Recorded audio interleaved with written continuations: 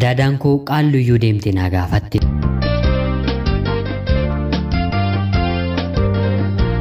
Ani maqaan koo Elli kanin jedhamu kanan dhaladhee guddadhee magaalaa Hoolotaa keessatti yeroo ta'u barumsa koos kutaa 1 hanga 4 akkoo koo bira taa'een achuma magaalaa Hoolotaatti baradhe.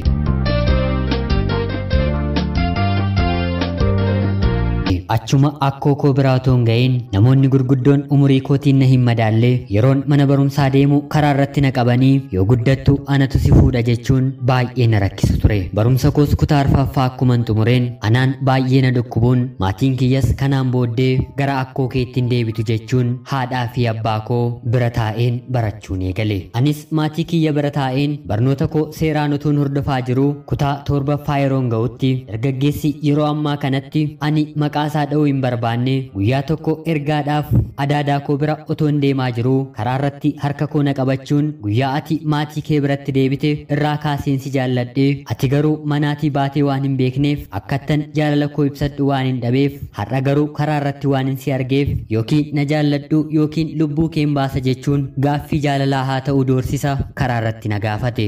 Anis guyyaa sanatti baay'ee waan na doorsisaa jiruuf sodaadheen tole jedheen biraa deeme. Haa ta'utii yeroo sanatti barnoota koo ijoollummaatii waan hin jalqabeef fedhii jaalala barnootaa malee fedhii nama jaalladhee hiriyaa qabachuun gonkumaa sammuu koo keessatti waan ani yaadee hin beekne ture. Yeroo kanatti mucaan kun deemee maatii isaatti himuun maatii fi firoottansaa umriidhaan na madaalan akka inni baay'ee na jaallatuu fi ana malees addunyaa kanarraa fuudhuu hin barbaanne dabareedhaan natti himuu jalqabani.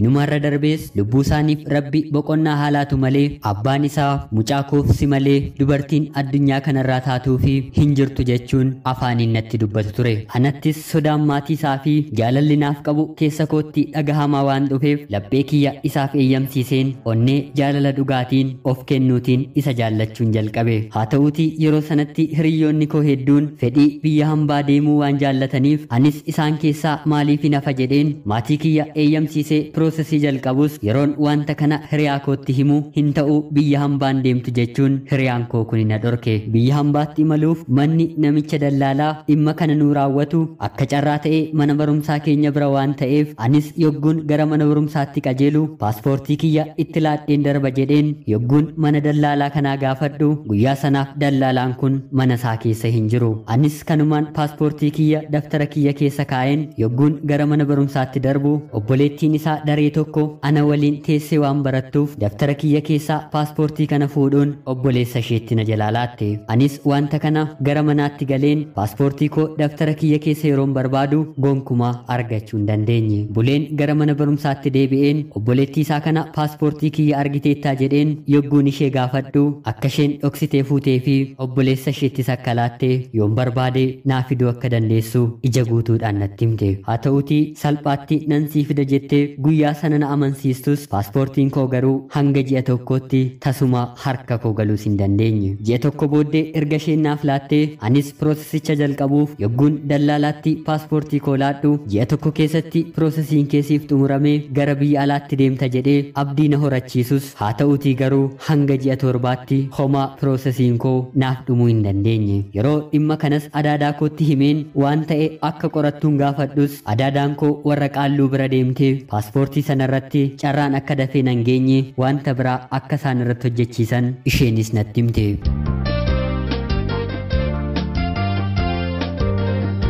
Anis dhimma kanarratti baay'ee ofitti gadduun hiriyaa koo kanaan dhuguma ati wanta akkasii paaspoortii koo irratti raawwatteettamoo jedhee yeroo gaafadhu innis eeyyeen dhugaadhaa qoricha akka ati hin deemneef paaspoortii kee irratti hojjechiiseera. Kun immoo wantan baay'ee si jaalladhuu fi biyya kanaa na dhiistee akka hin deemneef jechuun ija babaasaa sodaachaa fi hollachaa fedhii inni jireenya isaa keessatti anaan bakka kaa'uu qabu natti hime. Haa ta'uutii dubbiin akka namni jedhetti otoo hin taane akka rabbi jedhetti dhaatii bara sana qormaanni maatirikii eegaan tures qabxiin na jalaa hafuutiin daandii biraa kan saaquuf dura fedhiitiin kan ture amma garuu dirqamaan jireenya koo fooyyessuuf biyya hambaa kan imalu kallacha biraan irratti uume. Anis kanarratti hiriyaa koo kadhachuutiin wanta inni kanaan dura akkan biyya alaa hin deemneef irratti hojjete irraa kaasuutiin piroosesii irra deebisee eegaleen rabbis na gargaaree imala koo biyya hambaa Beeruuttiin taasifadhe. Yeroo ammaa kanatti ergan biyya Beeruutitti dhufee waggaa 3 fi ji'a 9 xumureen jira. Hanga yeroo ta'e tokkoottis hiriyaa koo waliin hariiroo gaarii fi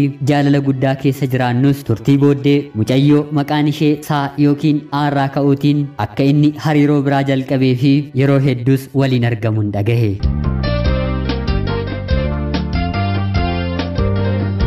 Anis dhimma kana hiriyaa koo kanaan maaliif otoon ani jaalalaan siif waadaa seeneen otoo jiruu anarratti waan akkasii raawwatta jedhee yeroon gaafadhu innis sodaa fi qaanii tokko malee jaalala waggaa 7 waliin dabarsine akka dagatee fi lammata keessa deebi'u akka hin barbaanne gochuun eeyyeen wanti dhageesse sirriidha kanaan booddee wanta barbaadde gochuu fi dubbachuu ni dandeesse jechuun afaansaa guutee deebii kana naaf deebise. Anaa fi inni turtii waggaa 7 guutuu jaalalaan waliin turre keessatti guyyaa tokkollee fedhii foonii otoo nan gaafatiin seenaa baay'ee nama gammachiisanii fi nama dallansiisan erga waliin dabarsinee booddee kana ta'uunsaa baay'ee na gaddisiise. Akka nuti waggaa hedduu waliin dabarsinee fi jireenya dhaabbachuufis yeroon xiqqoo qofti akka nu haftee jirtu hiriyaa kiyyatti himus inni garuu kana hundumaarra darbee bilbila isaarraas bilookkina gochuun wal qunnamtii keenya addaan kute. Anis turtii yeroo dheeraa booddee qabsoo diddaa jaalala keessaa bahuu ergan sammuu koo keessatti raawwadhe booddee hiriyaa gara biraa karaa feesbuukiitiin wal baruun hariiroo lammaffaan jalqabe. Haa ta'utii mucaa kana waliin jecha dubbii arrabaa kan jaalalaan waliin ta'an qabaadhuufis keessa kootti garuu dhiirri hundumtuu akkuma isa duraa na miidhee deebi'a waan hin jedhuuf guutummaa guutuutti laphee koof kenneen jaalachuus ta'ee wanta biraa keessa galuu homaa keessi koon eeyyamne. Amma immoo deebi'ee hiriyaan koo duraa akka duris ta'ee amma baay'ee na jaallatuu fi kan kana duraatti dhiifama na gaafatee gara fuulduraa na waliin jiraachuu barbaadus ani garuu isarraa abdii kutadhee waan hin jiruuf homaa isattis deebi'uun fedhii guutuu keessa koo naaf hin taane. Mee yaa hiriyoota koo otuu seenaan kun kan keessan ta'ee yookiin immoo namni rakkate tokko seenaa kana isiniif dhiyeeffatee hiriyaa duraa keessan nama gara biraa bira turee dhufe moo hiriyaa keessan isa amma jaallattan feesbuukiitiin wal bartan filattanii jireenya keessan borii waliin jiraattu. Mee anaanis isa kam waliin jiraadhu naan jettu. Beeruutirraa nagaatti. Ashamaa akkam jirtu kabajamtootaaf hordoftootaa qophii Oromiyaa 24 nagayaaf jaalalli tokkummaan bakka jirtan hundumaatti hunduma keessanii fi haatewichaa guyyaa irraas xalayaa obboleettiin keenyi LL Beeruutirraa nuuf ergitee isiniif qabadheen dhiyaadheera. Akka isin irraa barattanii fi itti bohaartan homaa shakkii tokko iyyuu hin qabu. Obboleettii keenya LL Beeruutirraa xalayaa kana nuuf erguu keef guddaa galatoomisiin jecha. Obboloonni koo kabajamtootaaf jaalatamtoonni qophii Oromiyaa 24 haaluma armaan duratti obboleettiin keenyi otuu jireenya keessan ta'ee maal gootu jireenya kootiifis maal na gorsitu jettee akkuma isheen nu gaafatte yaada keessan komentii jalatti akka barreessitanii fi asumaan kabajaan isin gaafadha. Yaadni keessan jireenya obboleettii keenyaa daandii sirrii fi qajeelaa irratti deebisuu waan danda'uuf waan beektaniif dandeessan muuxannoo jireenya keessan irratti hundooftanii akka obboleettii keenyaaf barreessitan kabaja guddaadhaan isin gaafadha. Egaan anis obboleettii kiyyaaf yaada mataa kiyya yeroo laachuu barbaadu haalli jaalalaa hiriyaa keessan waliin turtan jalqaba irratti baay'ee gaarii ta'us akka ni yaadutti turtii waggaa dheeraa booddee hiriyaan kee kun jijjiiramuun nama biraa waliin hariiroo gara biraa jalqabeera.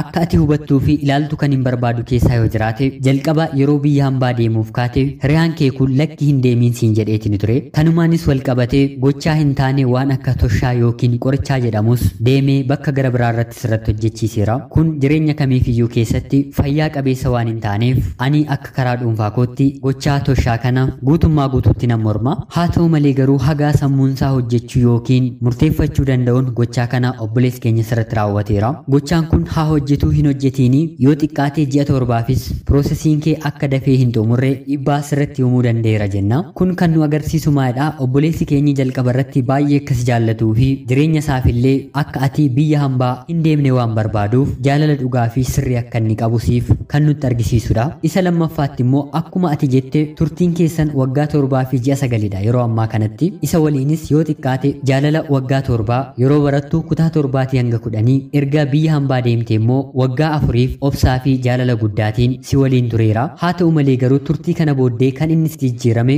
sirraa abdii waan dhabeefi yookiin immoo innis kottuu gara biyyaatti galisiin jedhee atis waan diddeef tarii abdii sirraa kutateeti ta'uu ni danda'a. Maaliif yoo jettee dhalli namaa hir'ina isaatti yeroo kamiyyuu nama guutuu fi waan danda'uuf namni hir'ina kana guutuu fi danda'u immoo keessumaa jaalala keessatti qabeenya yookiin wanta gara biraa waan hin ilaalleef obboleessi keenyis turtii booddee haaluma kanaatiin injifatamee hariiroo gara biraa jalqabeeti ni jira. Hiriyaan inni lammaffaa qabattee jirtu kun immoo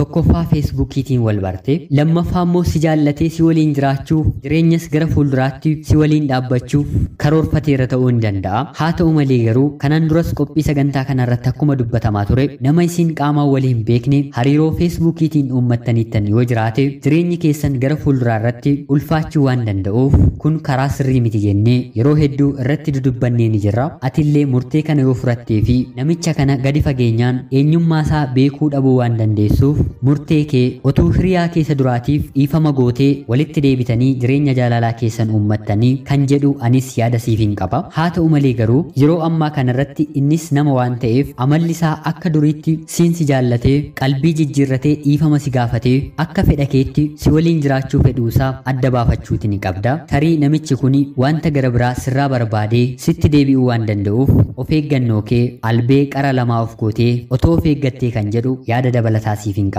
Egaan kabajamtootaaf hordoftoonni qophii Oromiyaa 24 illee yaadota adda addaa si utubanii fi jireenya kee gara fuulduraarratti siif qajeelchuu danda'an waan siif qopheessaniif isallee dubbistee murtoo mataa kee akka murteeffattu obboleettii keenya kabajaan sin gaafadha. Egaan jaalatamtoota qophii Oromiyaa 24 obboleettii keenyaaf yaada ishee jajjabeessu laachuu fi hin dagatiinaa siniin jecha namoonni chaanaalii keenyaaf haaraa taatan anaa dhufu kun Oromiyaa 24 guyyaa guyyaatiin odeeffannoowwan garaagaraa fi xalayaa jaalalaaf seenaa jireenyaa nama barsiisuuf nama bashannansiisuu qopheeffattee waan dhiyaattuuf isinillee subscribe gochuun miseensa maatii chaanaalii keenyaa taatanii isinillee seenaa jireenyaa yookiin xalayaa jaalalaa nama barsiisuuf bashannansiisuu danda'u yoo qabaattan karaa lakkoofsa bilbilaa keenyaa descriptionii jala jiru karaa telegiraamii nuuf erguutiin akka irratti hirmaattan kabajaan isin gaafadha. Laayik, sheerii fi subscribe gochuun deeggarsa keessaniin ammas nu waliin dhaabbadhaa siniin jenna. Egaan qophiin guyyaa har'aaf isiniif qabadheen dhiyaadhe kana fakkaatti. Hanga yoonaattis waan na dhaggeeffattaniif guddaa galatoomaa siniin jecha hundi keessan bakka jirtanitti of eeggannoo dhibee koronaa vaayirasiif godhamu